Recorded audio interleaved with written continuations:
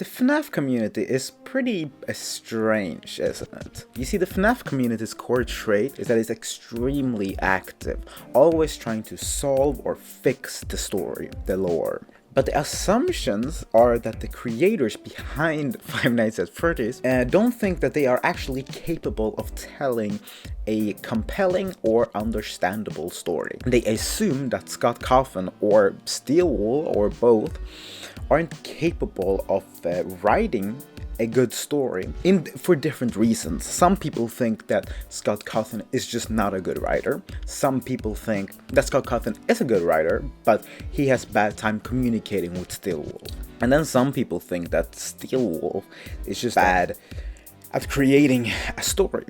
And all of these I think is very interesting, because I'm not gonna say that they're right or that they're wrong. I wouldn't say that that is what this video is about in the slightest. But something that I've clearly noticed is that the perception of failure makes the fans believe the story is messy and poorly executed. But this itself kind of drives engagement.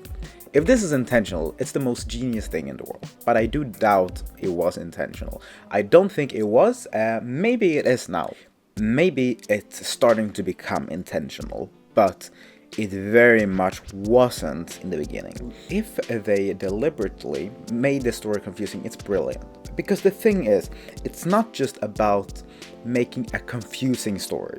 Yes, they make that intentionally confusing story so people would talk about it, so people would argue about it, so people would come up with theories about it. But here's the thing, they also, well, I think intentionally now, maybe not from the beginning, wants their audience to doubt their capability at producing a story.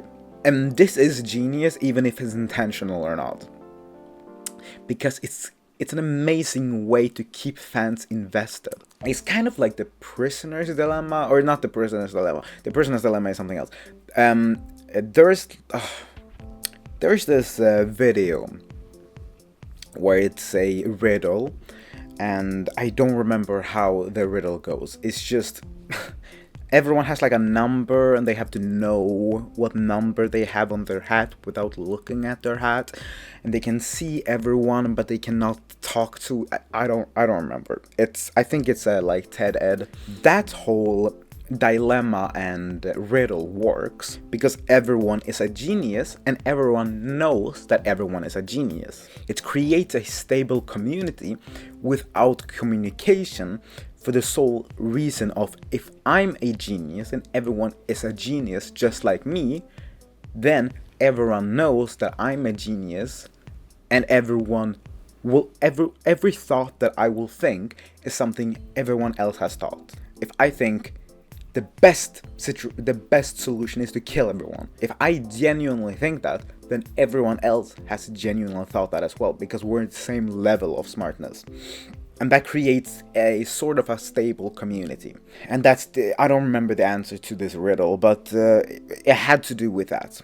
Just FNaF in general works in an opposite way, where the whole point of that it doesn't need communication because we don't need to communicate.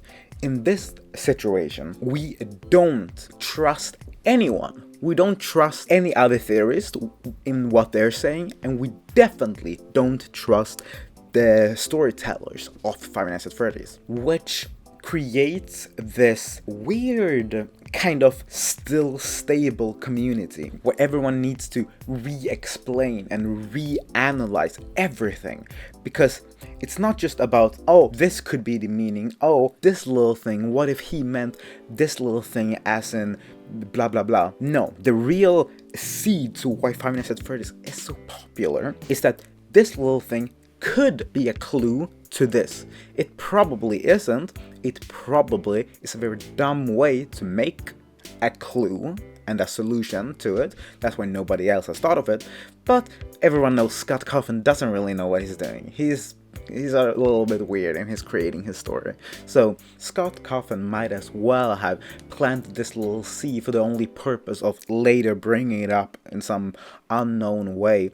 Just to be clear, I think Scott Cawthon is playing into this, and I think it is genius. The level of distrusting the writer on such a high level boosts an infinite amount of engagement, because you are no longer limited to what a story is. If you see the beginning of a story and you want to predict the end, it's usually pretty easy. You can use any of the many story wheels, Dan Harmon story circle, to be able to predict the upcoming events, because you cannot do whatever you want to create a good story. For creating a good story, you have to follow a certain set of rules in a loose way. But Scott Cawthon have officially breaked out of that, because he is encouraging not having a good story. He is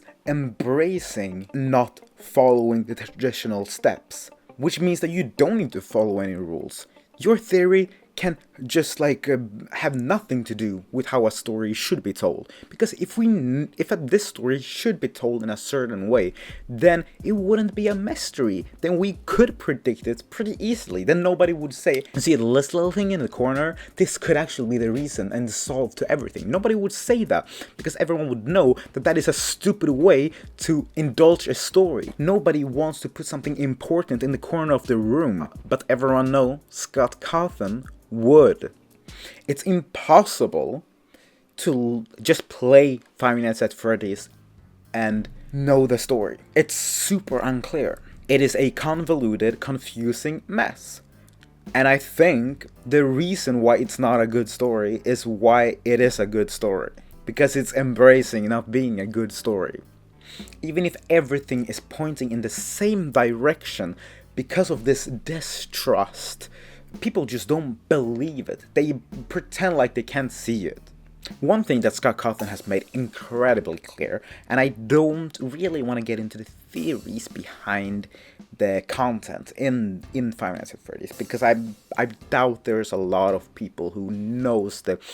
Who the hell am I kidding? You got this far into a Five Nights at Freddy's video, you know plenty. I'll tell this, so even people that don't know FNaF will understand. Since the beginning of FNaF, he has kind of retold the same story a couple of times. He is very much in the history don't repeat but it rhymes. And David and the crying child, and which is Dave most likely, and Gregory, all of them follow a certain type of story, where it's a little kid who is sad, who is alone, who spends a lot of time at Five Nights at Freddy's, associated with a animatronic, specifically one. They have a favorite run for some reason. And then something to do with a tree and a hill have been repeated 3 times, this story, with these parallels. And one time should be enough. We should, getting the story one time, see the parallels and be like, look. And that's what we did. That's what MatPat said. He said, look, what if Gregory is the crying child? And everyone hated him. But it is clearly something Scott Cawthon is trying to tell us. And I don't know what that is, but it is something. And the fact that people ignored MatPat for so long and didn't believe in this until David kind of just shows how people are unwilling to just see the obvious picture if it doesn't fit them. And Scott Cawthon just assumes to not really understand anything.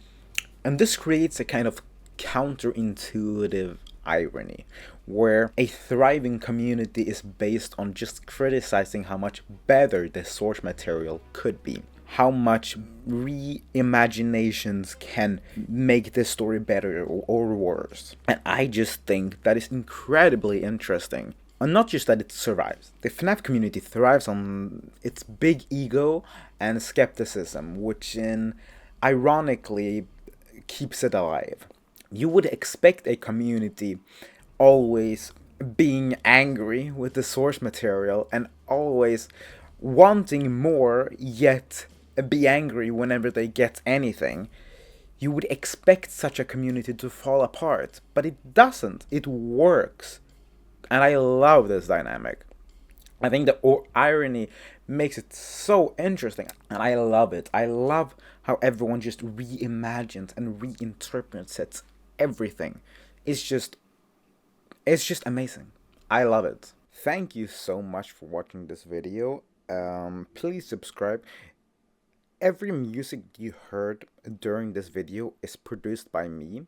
And if you are a content creator and you want to use any of my music, please feel free to do that. Just put me in the description of the video, and I'm happy. Again, I produced all of this music that you heard in this video, and in my selfish opinion, I think it's pretty good. The video you see on screen is actually a video that YouTube thinks that you're gonna like, so please press it. I don't have a lot of videos on my channel. I need all the views I can get, and please like this video as well.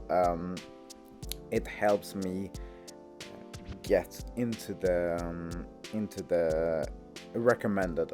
I have not a lot of views. You can tell. You can just look at the fucking views on this video. I don't have a lot of views, so I need all the views I can get. So please like this video. Thank you so much for watching all the way to the end. It helps me a bunch.